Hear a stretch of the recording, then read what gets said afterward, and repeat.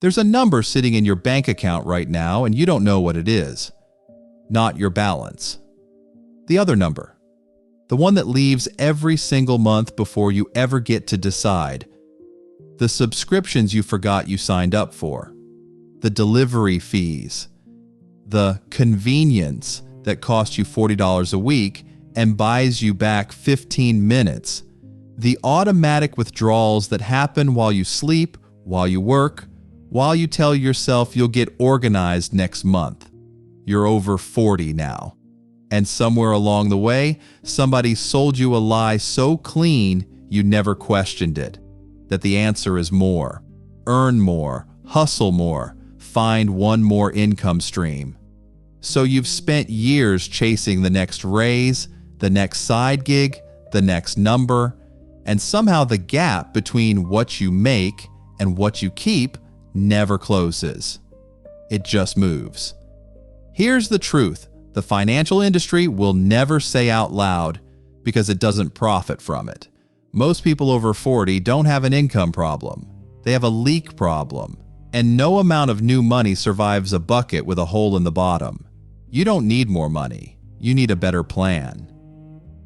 Let me show you the blueprint. Let me ask you something, and I want you to answer honestly because no one is listening but you. How much did you spend on groceries last month? Not a guess. The actual number. How much went to your phone bill, your streaming services, the subscriptions stacked on top of subscriptions? How much left your account on things you can't even name right now? If you can't answer, and most people over 40 can't, that's not a character flaw. That's the most expensive blind spot in American adult life. And it's costing you more than any market crash ever will. This is where most people get it wrong. They think the problem is that they don't make enough. So they reach for the only lever the financial industry ever hands them: earn more. Pick up overtime, start the side hustle, chase the raise, and here's the cruel math. Even when it works, even when the new money shows up, it disappears into the same unexamined hole. Because you can't fix a leak you've never looked at. There's a financial educator named Tiffany Alicia who reframes this in a way I've never forgotten. She says a budget isn't your jailer, it's your mother. It's not there to say no. It's there to tell you yes. Yes, you can afford this, under these conditions, within these limits. It's a permission system, not a punishment system. And most adults have spent their whole lives running from it because they confused clarity with restriction. So, here's the exercise. It takes one Saturday afternoon and a cup of coffee. 3 steps. Step 1. Write down every single thing you spend money on. Don't think about amounts yet, just the words. Mortgage, groceries, the dog, the gym you haven't visited since February, car insurance, the streaming bundle. Just get it all on paper. Step 2. Now put a real monthly number next to each one. Some you'll know cold. Your rent, your car payment. Others you'll have to dig for. Pull up 3 months of bank statements and find the average. This is the part where it gets uncomfortable. Alicia calls it the tears and tissue step, because this is where grown adults sit down at the kitchen table and discover they've been spending $300, $500, $800 a month they genuinely could not account for. Step 3. Add up everything going out. Subtract it from everything coming in. And then sit with whatever that number tells you. Here's why this matters more at 55 than it did at 25. When you're young and the math comes back ugly, you have decades to recover. You have time, which is the only asset that compounds in your favor without you lifting a finger. But after 40, every year you spend not looking is a year you can't get back. The blind spot isn't just costing you money, it's costing you the one thing money can't buy back. And now the diagnosis, because this single distinction changes everything that comes next. When you look at where your money actually goes, you land in one of two places. Either most of it is flowing toward the things you genuinely must pay, the mortgage, the insurance, the utilities, the minimum debt payments, or most of it is flowing toward things you chose, things you bought, things that felt necessary at 11:30 at night when the screen made them look like they'd change your life. Those are two completely different problems, and they demand two completely opposite solutions. If the bulk of your money is going to true fixed obligations, then cutting harder isn't the answer. You can't slash your mortgage. You can't negotiate your way out of car insurance you legally need. In that case, the honest move is to focus your energy on raising income. Strategically, not frantically. But if the bulk of your money is going to choices, the convenience, the impulse buys, the quiet drip of stuff you don't remember wanting, then earning more won't save you. It'll just give the leak more to drink. For you, the answer is recovering control, not chasing revenue. Most people never make this distinction. They apply the earn more solution to a spend too much problem, or they white-knuckle frugality on a problem that was actually about income all along. They work twice as hard against the wrong enemy for years and wonder why nothing changes. You cannot change what you will not look at. So before you touch a single strategy, you have to look, not to shame yourself, to finally know which fight you're actually in. Because once you know that, once you've named the real problem instead of the imagined one, everything downstream gets simpler. And the next rule is where simple becomes powerful. So you've looked. You know now whether you're fighting a spending problem or an earning problem. That clarity alone puts you ahead of most adults your age. But clarity creates a new question almost immediately. Now, what do I actually do with the money? And here's where most people drown. Not because the answer is complicated, but because they make it complicated. They try to track everything, every coffee, every $5 purchase, every receipt crumpled in the car. They turn their financial life into a guilt machine that runs all day, every day.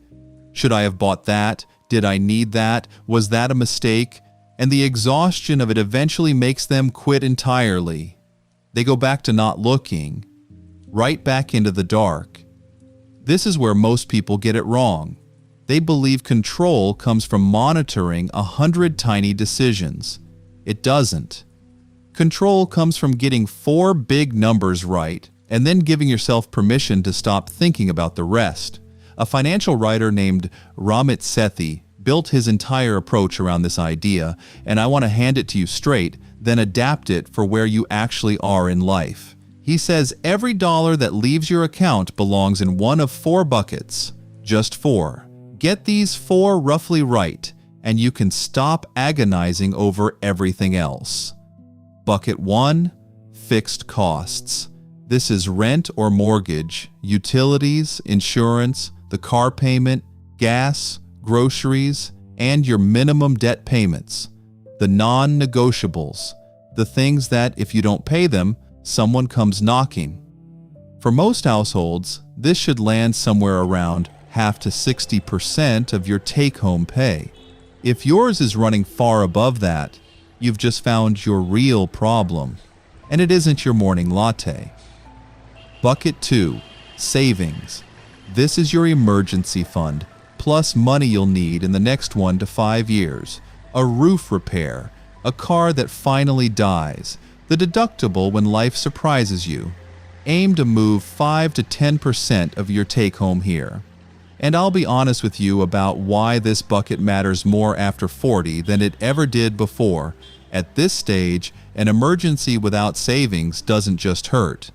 It can undo a decade of progress in a single month. This bucket is the wall between a bad week and a ruined retirement. Bucket 3. Investments. Long-term money, your 401k, your IRA, a brokerage account, the 5 to 10%, ideally more, that goes to work for the version of you who will be 65, 70, 80. We'll go deep on the math of this in the next rule because it's where the real leverage lives and where the most dangerous half-truths get sold. And bucket 4, the one nobody expects me to defend, guilt-free spending, 20 to 35% of your take-home, set aside on purpose for the things that make your life feel like yours. The dinner out, the trip, the hobby, the cashmere coat, if that's your thing. Now, why would a channel that preaches honesty tell you to spend money guilt-free? Because here is the trap I've watched swallow people whole. When you believe every dollar of pleasure is a betrayal of your future, one of two things happens. Either you deprive yourself so brutally that you eventually rebel and blow up the whole plan in a weekend of revenge spending, or you spend anyway and drown in shame, which is its own kind of tax that buys you nothing. A plan you can't live inside isn't a plan. It's a punishment with a deadline. When you give yourself a defined intentional space to enjoy your money, two things happen at once. The guilt disappears because the spending is authorized. You already decided. And the discipline holds because the other 3 buckets are protected by design, not by willpower you have to summon every single day. Here's the part I find almost unfair in how simple it is. You don't need to get these 4 numbers perfect. You need to get them roughly right. 85% right is enough to transform your entire financial life. Spend 1 hour, not a weekend, 1 hour, assigning your money to these 4 buckets, and you will walk away feeling more in control than 10 years of vague worrying ever gave you. Because the overwhelm was never really about the money. It was about not knowing the numbers. The moment you know your 4, the noise goes quiet. If you fix this, everything changes. Not because you suddenly earn more, but because for the first time you're the one deciding where your money sleeps at night. Instead of finding out too late that someone else already decided for you. And that, someone else deciding for you, is exactly the quiet machine we're going to expose in the next rule. Let me tell you the single most important sentence in this entire video. Read it twice. Either you have a plan for your money or someone else has a plan for your money. There is no third option. There is no neutral. The money you don't direct doesn't sit quietly waiting for you to get organized. It gets directed by someone else, and they are far more intentional about it than you are. A man named David Bach has been saying this for 30 years, and he calls the world we now live in the automatic economy. Here's what he means. That phone in your hand is not neutral. It is, in his words, a money magnet. Every single day, it is either pulling money toward your future or pulling it away from you. And in both directions, it happens automatically, without a decision, without a flinch, without you noticing. Think about who's attached to your paycheck right now. Netflix, the gym, the streaming bundle you stacked on the other streaming bundle, the vitamins on subscription, the cloud storage, the app you downloaded for a free trial in 2023 and have paid for every month since. None of these companies want to sell to you once. They built their entire business model on something they openly call the lifetime value of a customer, which is a polite way of saying they want to be attached to your income for the rest of your life. And here's why this hits harder after 40. You've had 2-3 decades to accumulate these quiet attachments. The subscription you signed up for at 38 is still draining at 53, 15 years, and thousands of dollars later, and you stopped seeing it on the statement years ago. The automatic economy doesn't rob you in one dramatic theft. It robs you in increments so small you trained yourself to ignore them. Now let me show you the other side of automatic. the side that works for you instead of against you. Because the same force that drains you can be turned around and pointed at your future. Bach poses a question I want you to sit with. How much money does it take to blow $10,000 in a single year? The answer is $27.40 a day. That's it, $27 a day. The delivery fee, the convenience run, the forgotten subscriptions, the small frictionless taps, and at the end of the year, $10,000 has simply evaporated. Now flip it. Take that same $27 a day and send it the other direction, into a low-cost broad market index fund, automatically every month, without you touching it. And here is where I have to be more honest with you than the people who usually tell this story. You'll hear it claimed that this becomes $4 million. That figure assumes 40 uninterrupted years and a steady 10% return every single year.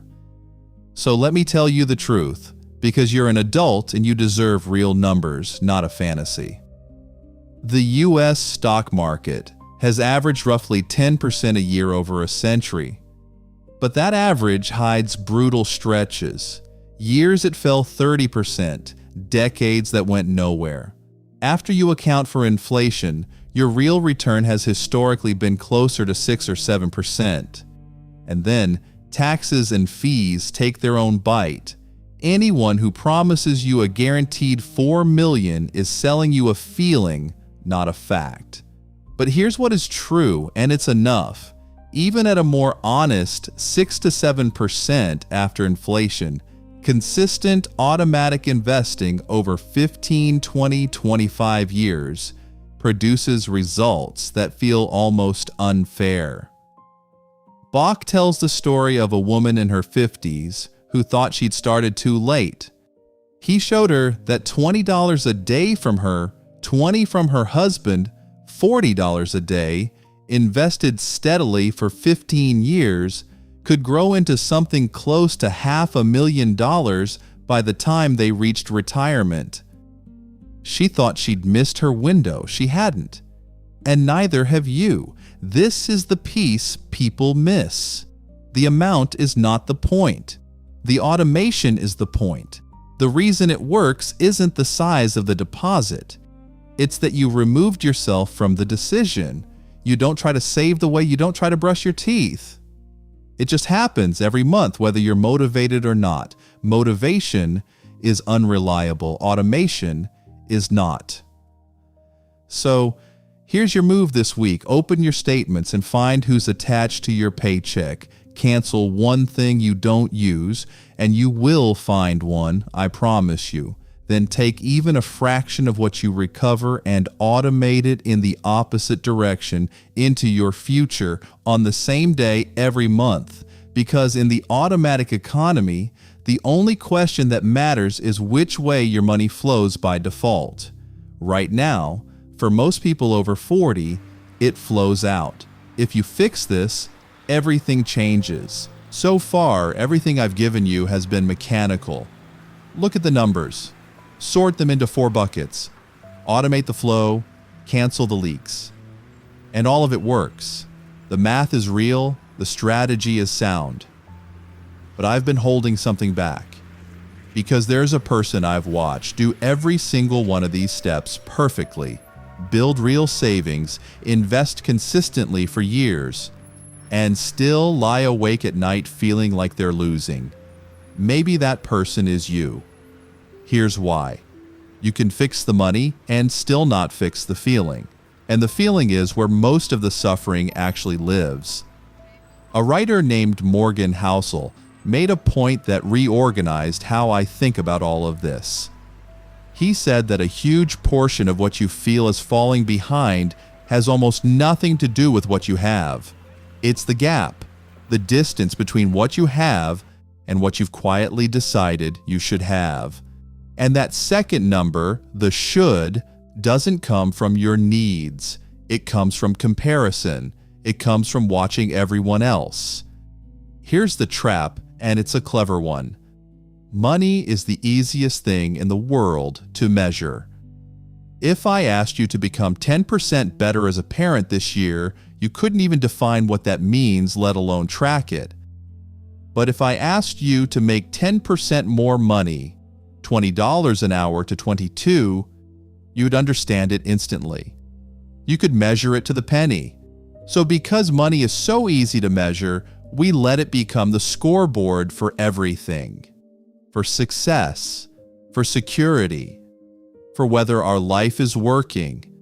We chase it not because we've decided it's what we want, but because it's the only thing that gives us a clear number to chase. And a good life quietly gets redefined as simply one where I have more. The problem with that scoreboard is brutal in its simplicity. You can never win it. There is always someone with more. The neighbor, the college friend on social media, the guy at the reunion. The moment you reach the number you were chasing, the goalpost moves, because now you can see the next number. The game is rigged so that the finish line retreats exactly as fast as you advance, and after 40, this scoreboard gets more dangerous, not less, because now the comparisons aren't just about lifestyle. They're about whether you're on track, whether you saved enough, whether you started too late, whether everyone else has it figured out and you're the only one behind. That anxiety doesn't make you save smarter. It makes you reckless, chasing returns you shouldn't, taking risks you can't afford, or freezing entirely because the gap feels too big to ever close. Housel pointed to something Will Smith wrote that I haven't been able to shake. When Smith was poor and unhappy, he had a comfort. He could tell himself that if only he had more money, the unhappiness would lift. That belief gave him hope. Then he became rich, genuinely, enormously rich, and the unhappiness was still there. And that's when he lost hope, because now he couldn't tell himself the story anymore. The thing he'd been certain would fix him hadn't. The hole was still there, and money had simply walked past it. That's the part the financial industry will never tell you, because there's no product to sell on the other side of it. Money is an extraordinary tool.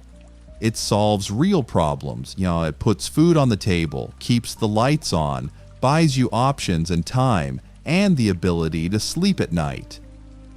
But the psychological hole, the I am not enough hole, the one comparison digs deeper every time you scroll. That one cannot be filled with a deposit. You can pour your whole life into it, and it will never come up level.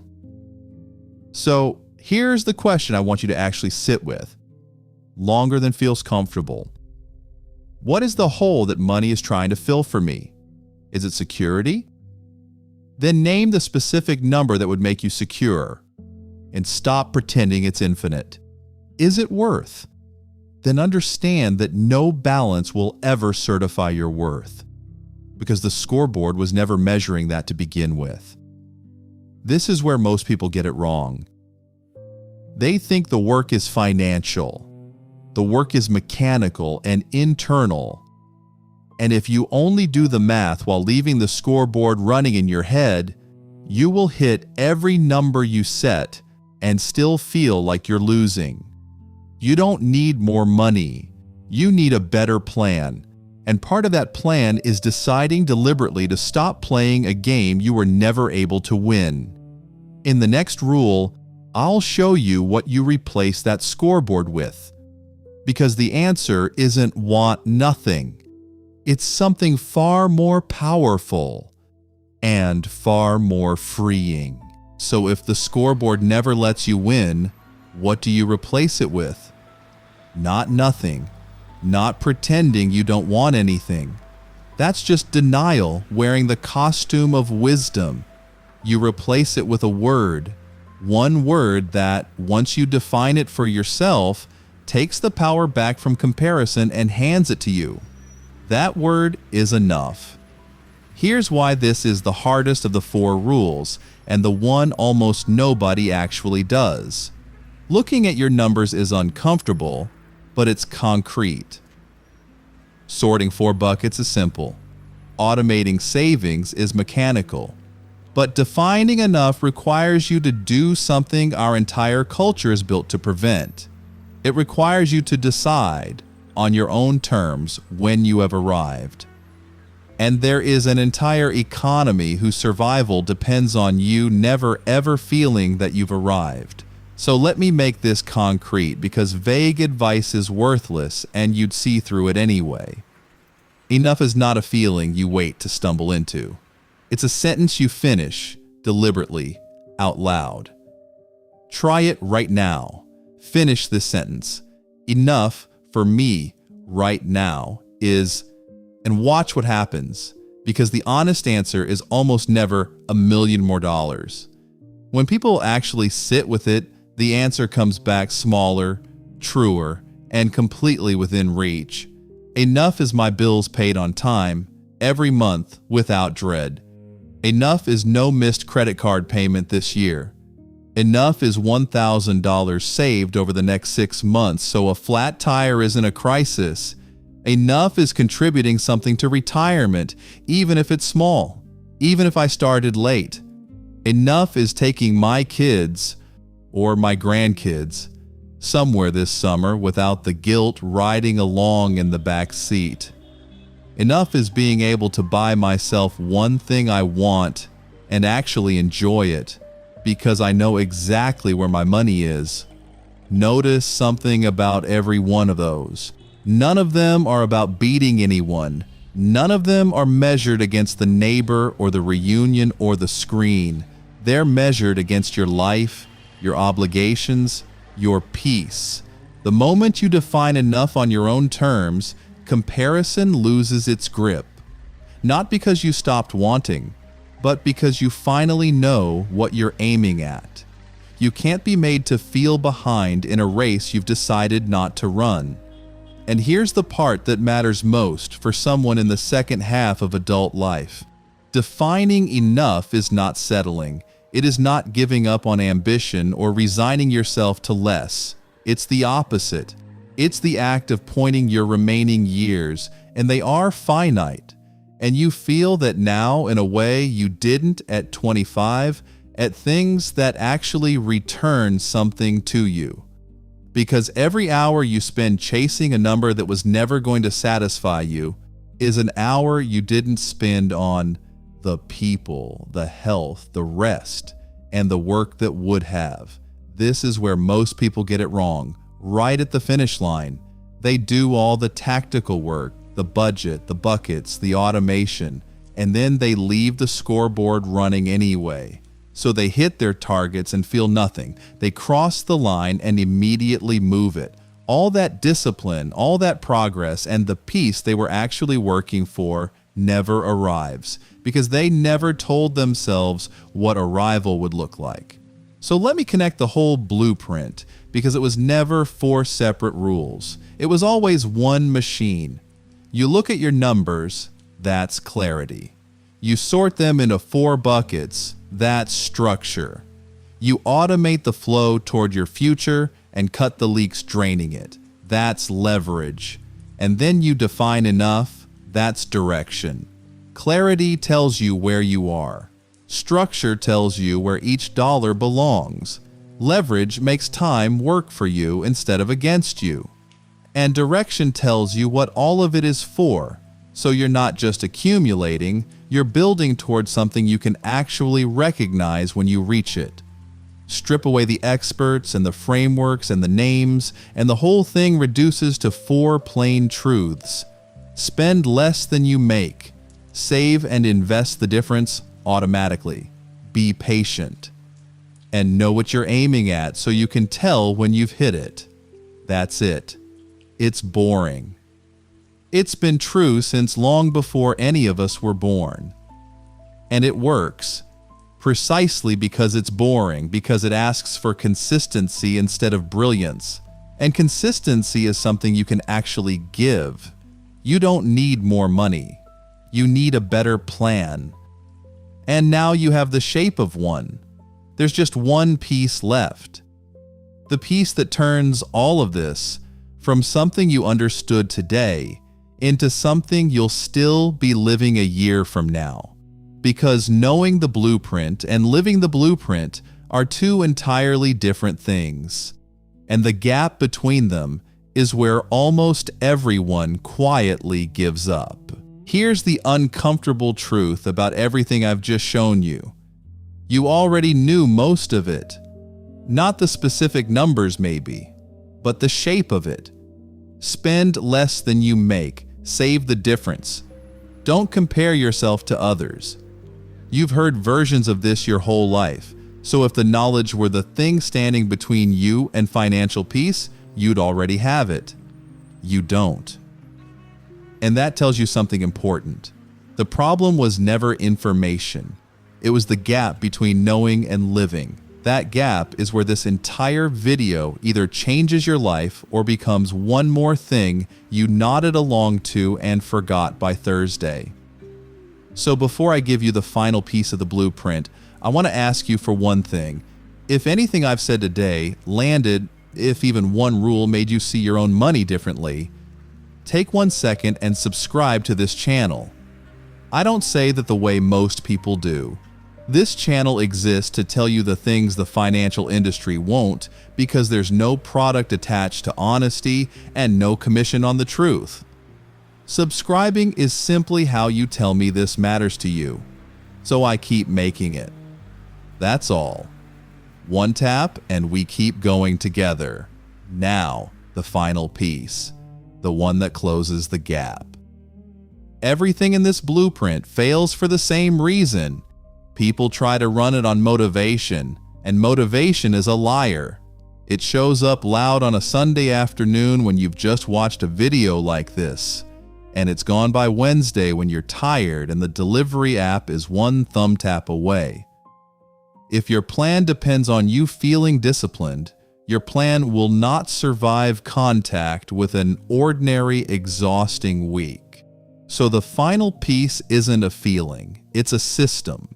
And it's almost insultingly small. It's 1 hour, once a month, the same hour every month. Put it on the calendar right now, give it a name, treat it like an appointment you can't cancel. In that 1 hour, you do 4 things, one for each rule. You look, you open the accounts you've been avoiding, and you actually read them, no flinching. You check your 4 buckets. Are your fixed costs still in range? Is savings moving? Is investing happening?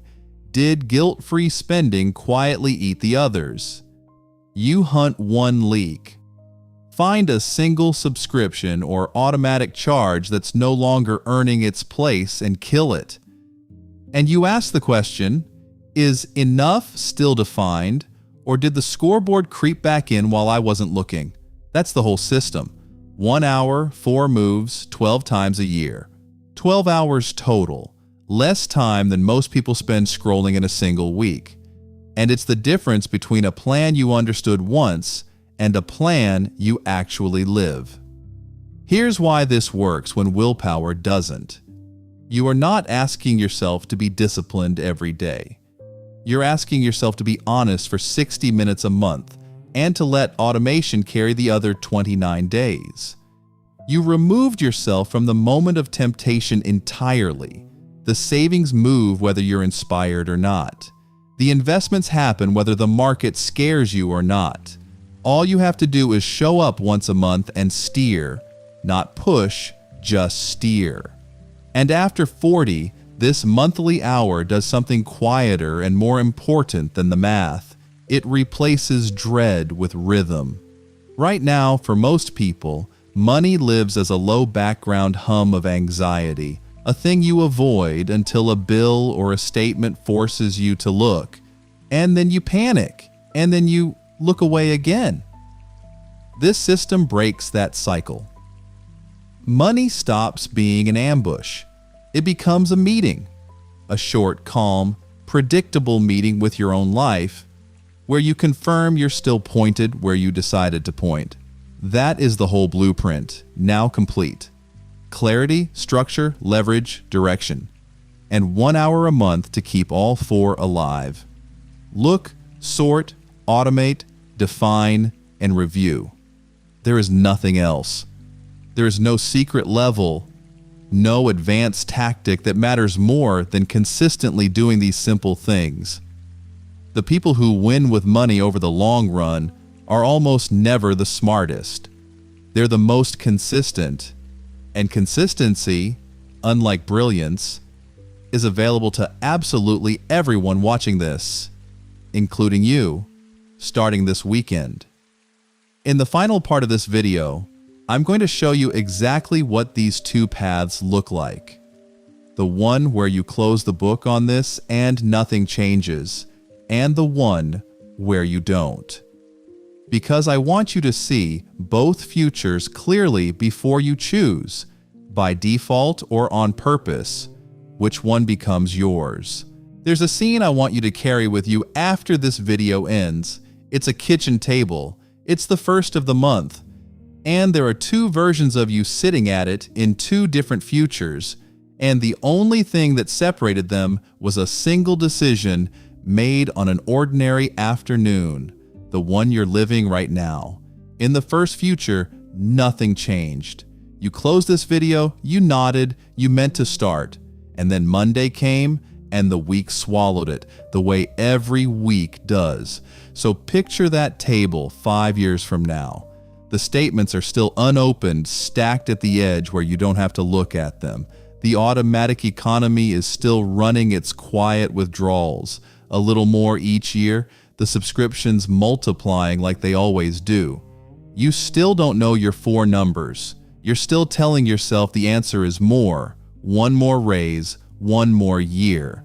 And the gap still hasn't closed, because it never closes when you don't look. You're older now. The decades you had to recover have quietly become years. And the feeling at that table isn't catastrophe. It's worse than catastrophe. It's the low familiar hum of, "I'll deal with it later," running underneath your whole life, never resolving, never going away. Now picture the other table. Same person, same income roughly, same ordinary life. But this version of you spent 1 hour, one Saturday, 5 years ago, and finally looked, sorted 4 buckets, automated the flow, cut the leaks, defined what enough actually meant, and then showed up 1 hour a month to keep it alive. Nothing dramatic, no windfall, no lottery, no secret, just consistency, quietly compounding in the background while you lived your life. And here's what's different at that second table. It isn't that there's a fortune sitting there, though there's far more than the first version ever accumulated. It's the silence, the absence of the hum.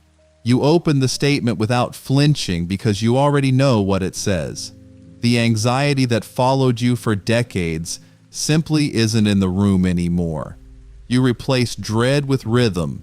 You stopped chasing a number you could never reach and started living inside a life you actually defined. That's the real wealth. Not the balance, the peace of being the one in control. Both of those futures are available to you right now, and you will choose one of them. The only question is whether you choose on purpose or by default, because not deciding is deciding. It's choosing the first table. So before you go, 3 things. Each one takes seconds, and each one matters. First, if this gave you even one moment of clarity, subscribe. This is where we keep telling the truth the industry won't, and your subscription is what keeps that going. Second, share this with 5 people, not 50, 5. The 5 people you actually care about who are sitting at that first table right now, telling themselves later. You might be the reason one of them looks. That's not a small thing. That could be the lifeline that changes the entire trajectory of someone's life. Third, leave a comment and make it specific. Finish the sentence we started. Enough for me is say it out loud in writing where it's real. Because the moment you name it, it stops being a wish and becomes a target. I'll leave you with this. Money was never the point. It was always just the tool. A tool for peace, a tool for time, a tool for the people you love. And you don't need more of it to begin. You just need to stop looking away.